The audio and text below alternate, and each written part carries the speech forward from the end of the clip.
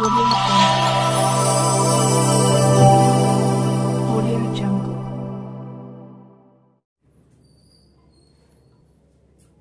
Good evening students, Manas classes में आपका स्वागत है।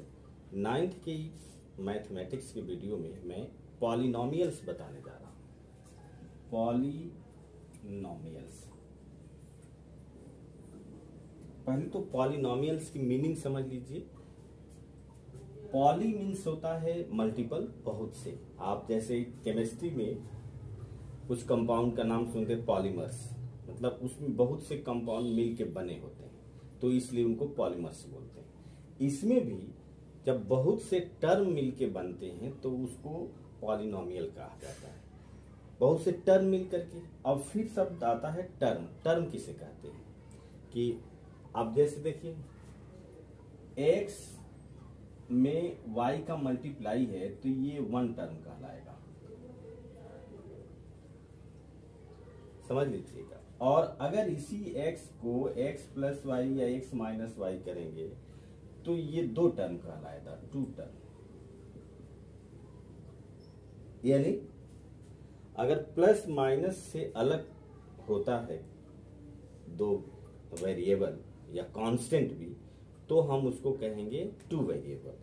और इसको हम x प्लस टू भी लिख सकते हैं, तो टू एक टर्म्स हो जाएगा, x एक टर्म हो जाएगा, तो ये बाइनोमियल। अब एक टर्म जिसमें होता है उसे मोनोमियल, दो टर्म होता है इससे बाइनोमियल। अब उसके बाद तीसरा इंपॉर्टेंट रूल आता है,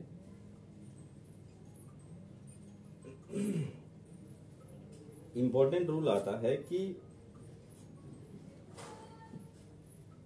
पॉलिनोमियल किसे कहेंगे। तो इसमें रूल नंबर 1 है कि variable power of variable is in whole number. Whole number में रहना चाहिए, यानी जैसे 0, 1, 2, 3 इस रूप में होना चाहिए, फ्रैक्शन में नहीं होना चाहिए।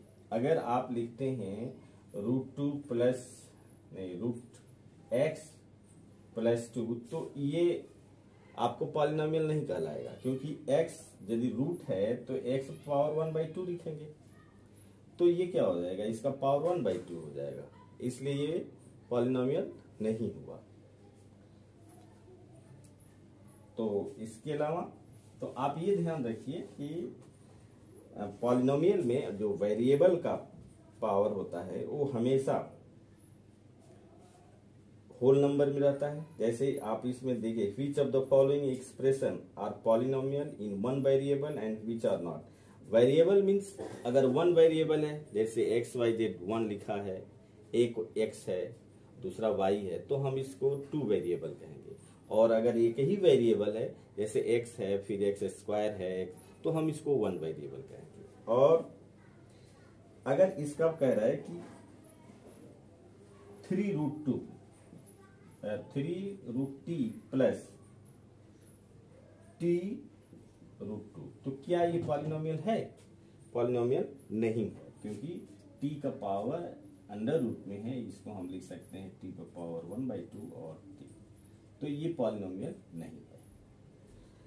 और अगला क्वेश्चन पर कह रहा है कि विच of the coefficient is of x²। Coefficient पहले समझ लीजिए। कोफिशिएंट मतलब साथ साथ होता है। अब आप इसमें देखिए, यदि कोई आपके साथ है तो कोफिशिएंट में सिर्फ उसका नाम लेंगे, अपना नाम आप नहीं लेंगे। जैसे आपका दोस्त है कोई, तो वो अब हम पूछे कि आपका दोस्त कौन है, तो आप उस दोस्त का नाम बताएंगे। अब ये नहीं कि आप उसमें भी अपना नाम बताएंगे। अगर पूछा जा रहा है कि 6x² में x² का कोफिशिएंट कौन है, तो x² को छोड़ करके जो 6 है वो कोफिशिएंट है। तो कोफिशिएंट मतलब साथ साथ, तो जो उनके साथ लगा है उसको हम लिखेंगे, जो है उसको नहीं लिखेंगे। जैसे मान लीजिए हमने लिखा है x y z, इसमें हम y का कोफिशिएंट लें, y कोफिशिएंट y को छोड़ करके x और z लेंगे तो ये x z क्या हो जाएंगे, y के कोफिशिएंट हो जाएंगे।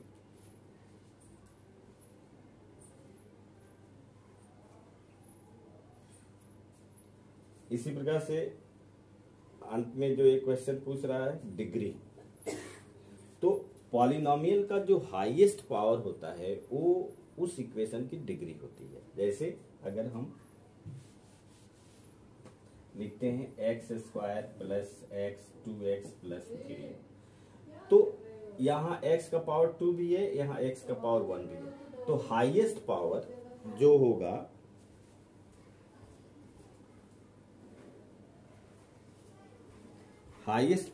होगा वो इस इक्वेशन की डिग्री होगी। तो यहाँ इसका डिग्री क्या हो जाएगा, 2। और इसी प्रकार से हाईएस्ट पावर, मान लीजिए हम x पावर 5 लेते हैं plus x power 2 3x plus 2, इसकी डिग्री क्या है, तो 5, यानी हाईएस्ट पावर क्या है 5, तो इसकी डिग्री आपकी 5 हो जाएगी। और अगला क्वेश्चन है कि कौन लीनियर है, कौन क्वाड्रेटिक है, कौन क्यूबिक है। अगर लीनियर इक्वेशन देखिए कौन है, लीनियर अगर पावर 1 हो, पावर 1, तो ये लीनियर कहलाएगा।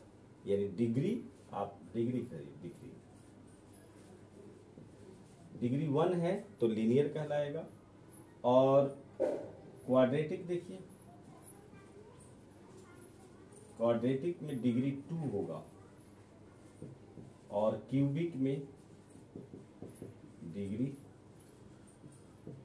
3 होगा। यानी जिस इक्वेशन का डिग्री 3 है वो क्यूबिक है, और जिसका 2 है वो क्वाड्रेटिक है, जिसका 1 है वो लीनियर है। जैसे इसमें आपका एनसीईआरटी की बुक से ही बता दे रहे, एक्स स्क्वायर है तो ये क्वाड्रेटिक हो गया।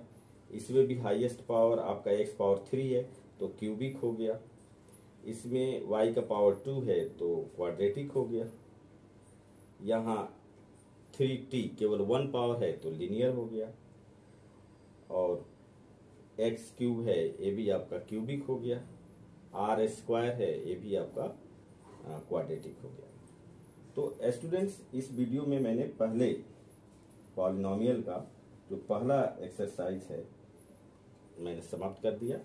अगले एक्सरसाइज में फिर हम पॉलिनोमियल के बारे में ही बात करेंगे, है ना।